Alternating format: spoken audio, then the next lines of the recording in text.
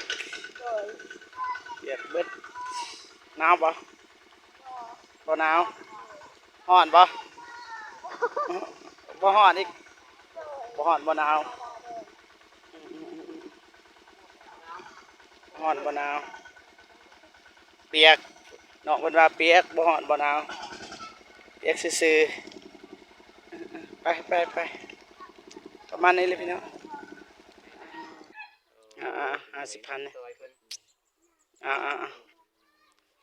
ให้ผู้บ่าวเนี่ยผู้บ่าวให้เจ้าของรถคนนี้เด้อให้เจ้าของรถคนนี้ขอบใจ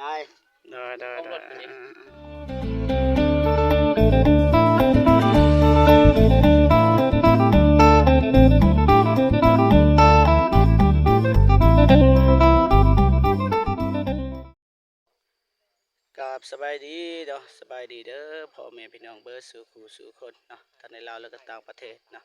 ก็ยินดีต้อนรับเข้าสู่ซองเบาเจ็บคือเก่าพี่น้องเนาะก็เบาเจ็บกับบ่ได้ลงคลิปเนาะช่วงนี้นะเพราะว่าพักสงกรานต์พี่น้องเนาะ FC หลายคนเพิ่นทักมาหาเพิ่นว่าเบาเจ็บคือบ่ลงคลิปจักเทื่อนะว่าเบาเจ็บก็ช่วงพักผ่อนเนี่ยก็เลยบ่ได้ถ่ายคลิปน้องเดิมน้องสลีนะก็เลยบ่ได้ลงว่าประมาณนี้เลยพี่น้องมื้อนี้ก็สิมาคนใหม่คือเก่าเพราะว่ามื้อนั้นเบาเจ็บกับคนบ่เบิดพี่น้องเนาะก็มี FC หลายคนเขาว่าเอ้าใหม่ขึ้นหน่อยนะแต่ว่าเบาเจ็บคนบ่เบิดเพราะว่ามันดึกแล้วพี่น้องก็เลยมาคนมื้อนี้ก็เบานงต่อพี่น้องนะประมาณนี้เลยพี่น้องสบายดีเด้อเบาเจ็บเด้อโดยบ่ได้เห็นดนพี่น้องเบาเจ็บก็3 วันไปดินปีใหม่คนละทีบแม่นเบาดงก็มีครอบครัวเบาเจ็บก็โสดนะก็เลยแยกทางไปเจ็บโสดเฮาก็สิไปนำบ่ได้พี่น้องเอ้ยเนาะเจ้าบ่ได้ไปลินไซเพิ่นว่าบ่ได้ไปลินไซบ่อยู่แต่อยู่บ้านบ่สิว่าบ่ลินก็ลินแต่ว่าบ่ได้กินนะก็หมายมันแต่ขี่รถเลาะให้เขาโฮดเบิดสำนั้นก็ไปกับมาเหรอแม่นก็ไปกับมาได้สบายดีน้องสลีโดยสบายดีเบิดทุกคนเด้อประมาณนี้เด้อพี่น้องเอาเพิ่นไปนั่นให้รอดูเป็นน้อยเมื่อยเด้เนาะเดี๋ยวน้องสลีบ่เจ็บ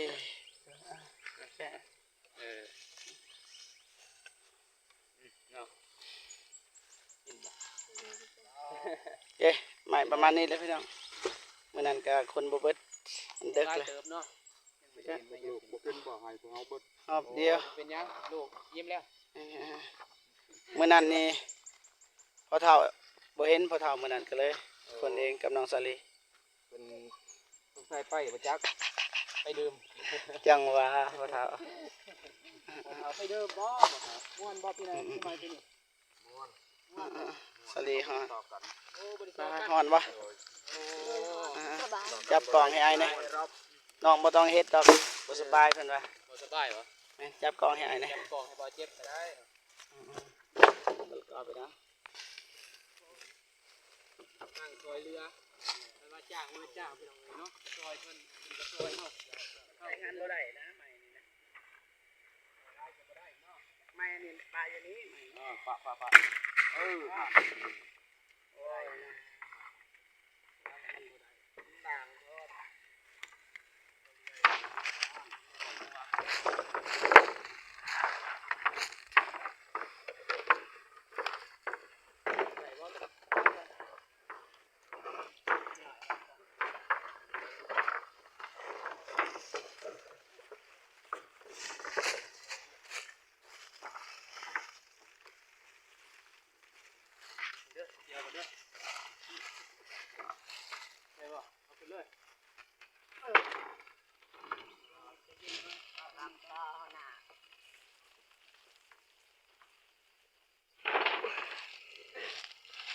เรื่องนี้ยังใส่บ่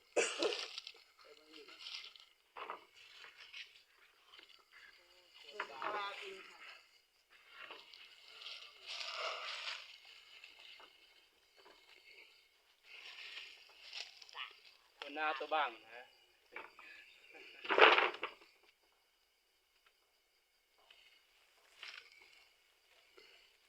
ต้องบอกที่เลย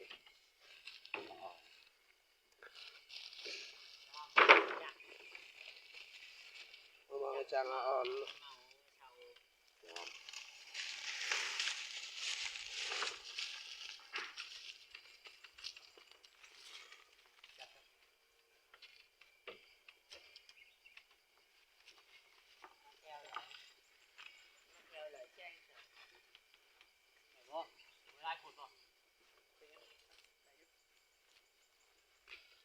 ใช้เบื้องนี้อะไรเลยบ่ได้หนักยังบ่ได้ดอกอะไรดังอะฮะ แต่ก็ไม่บนที่ริกหรอกว่าเราไม้บน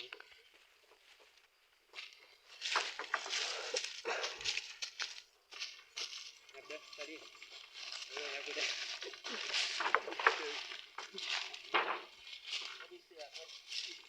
มีเสียกอาหารคืออะไร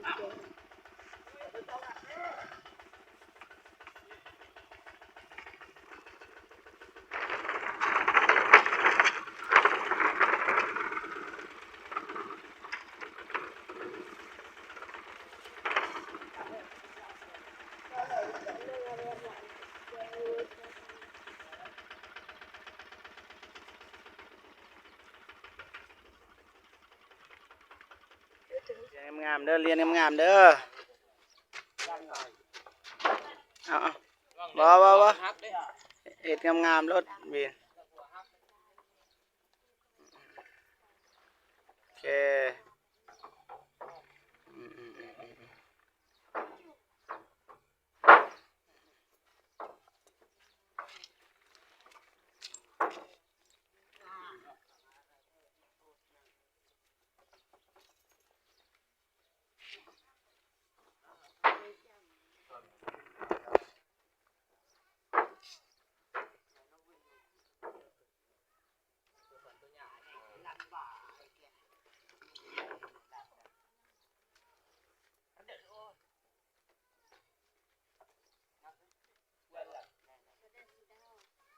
อ่า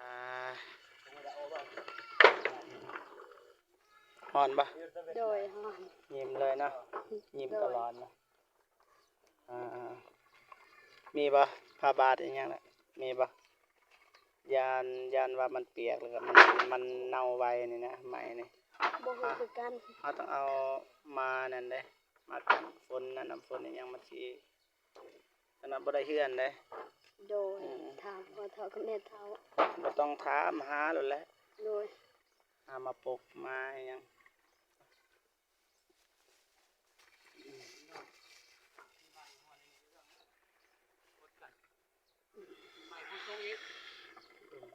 ใกล้แล้วพี่น้อง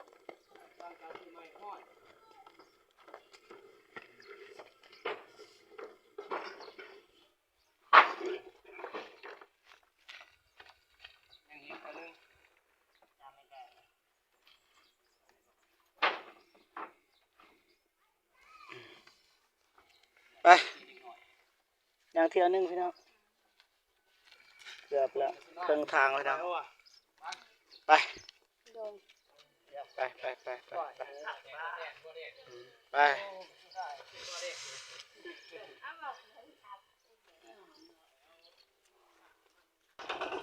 หอมซองพี่น้อง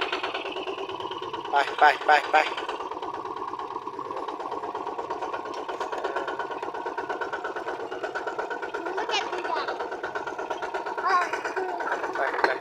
โถ่ทางนั้นฝนตกพี่น้องโถ่ฝนตกเลยอ่ะตก ยานใหม่ก็ทานเอาสิโทรศัพท์บ่เป็นยังดอกเก่งเลยแหละ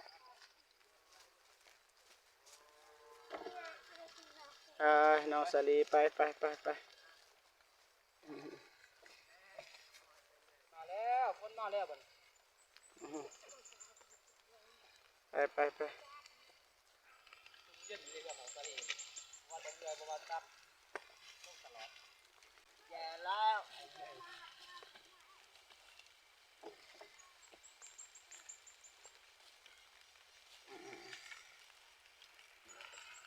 ฝนตกพี่น้อง มีใส่ทางกลางเนาะ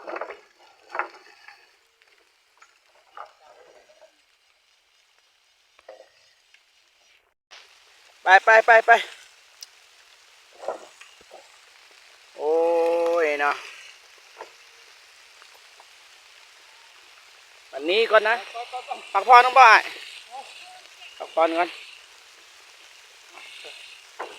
เปียก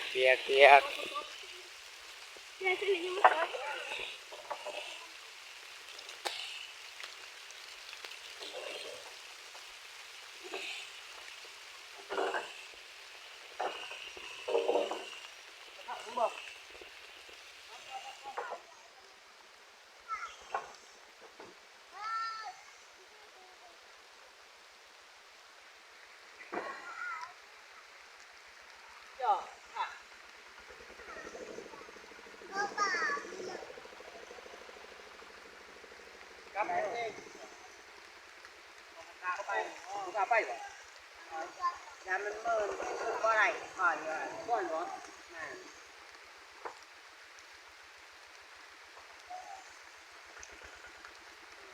บ่ทันมื้ออื่นจึงมาใหม่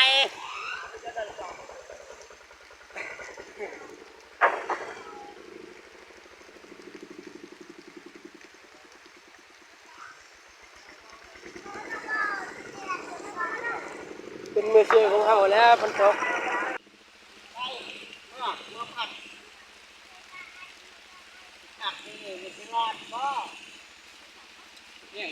แห้งเลยตายแล้ว มีจักคนจักแดดเนาะ เอาบะหูโตเลยอ่าคุณนะทีมงานนะ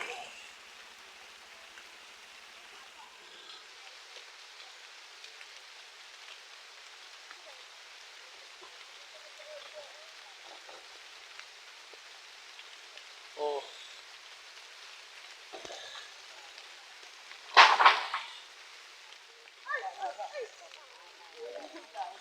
โอเคน่าได้ก็ได้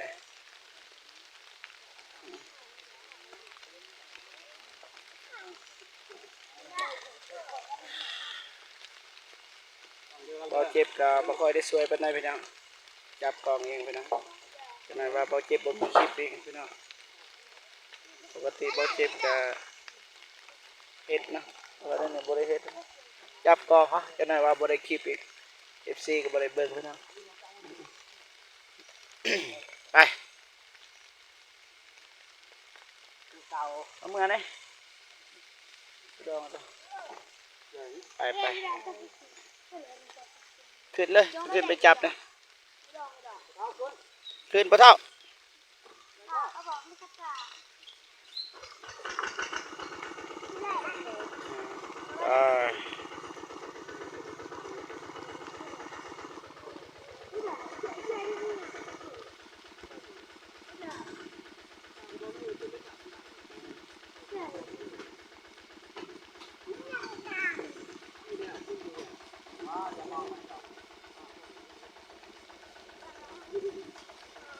ไปกลับ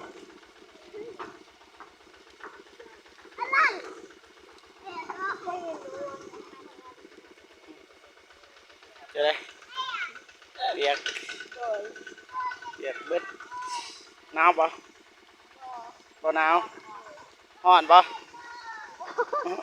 บ่ฮ้อนอีกบ่ฮ้อนบ่หนาวฮ้อนบ่หนาวเปียกนอกเป็นว่าเปียกบ่ฮ้อนบ่หนาวเปียกซื่อๆไปประมาณนี้เลยพี่น้องมา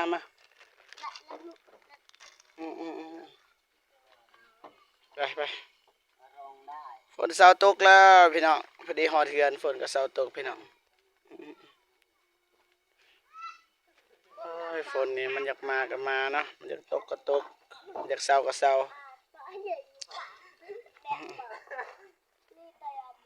ไป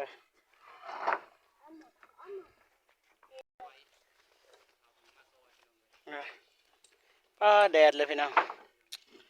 กี่ฝนตกแดด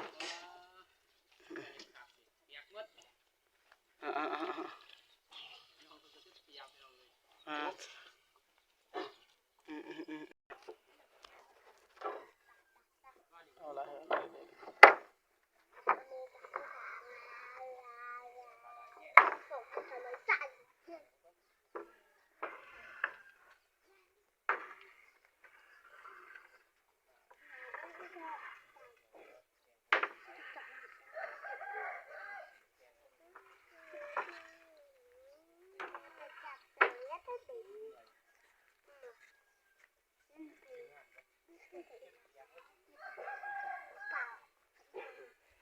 มึงเดี๋ยวตาบอตาบอเอาบอกตาบอ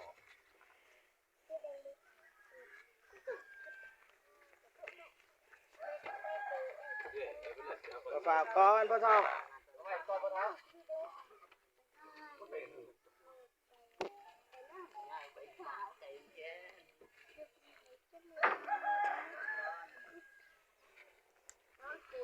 ดูติดนี่เลยดูติดเป็นอะไรมาเก็บเข้มเป็นลันเกิดเอาไว้ในบอกว่า มันก็กลับ หนูถอ ตั้ ด งเข้าไปจุ ชอบมีแต่เป็นลัน จบไม่แก่ให้ไม่จบ เปล่าสี่คนครับ โยอาลาน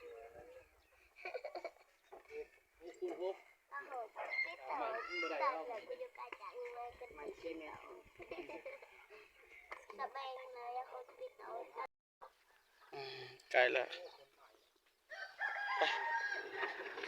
ฝนเริ่มมาแล้วพี่น้อง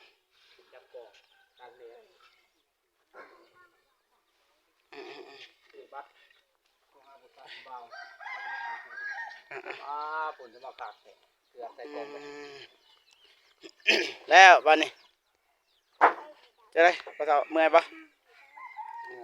เมื่อยดีใจ บนนบก็ได้เมื่อยซื้อก็ว่าเมื่อยไม่แต่ว่าเอาผ้าบัดมาเนี่ยเข้าใจปะปุดปกกันหนาว เดี๋ยวมาปก ปก พี่ว่าไปบัตร แต่บัตรคนอยู่อันนั้นสวนหมัน ไปบัตรอยู่ส่วนมัน โดยบ่ได้เอามาที่ โดย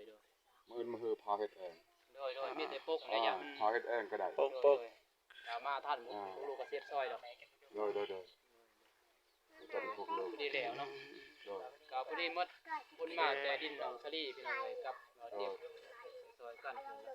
พอดีแล้ว จ้า ยืนดีๆเลยเนาะถ่ายรูปก่อน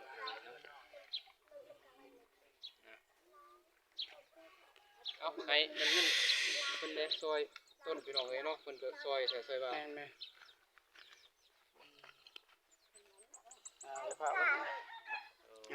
50,000เนี่ย ซอยเพิ่น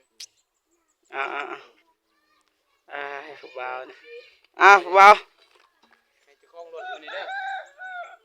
ให้เจ้าของรถคนนี้ ยาย ได้ ให้เงินทาง มาขอบใจเอื่อยที่ว่าเพราะว่าทีมงานเฮาก็ยืมรถเอื่อยนะเพิ่นก็บ่ได้เว้าเรื่องเงินคำหั้นนะ แม่น แต่ว่าเฮาก็มีน้ำใจคือกันสิมอบให้100,000 เราให้ยืมเฮาก็มีน้ำใจให้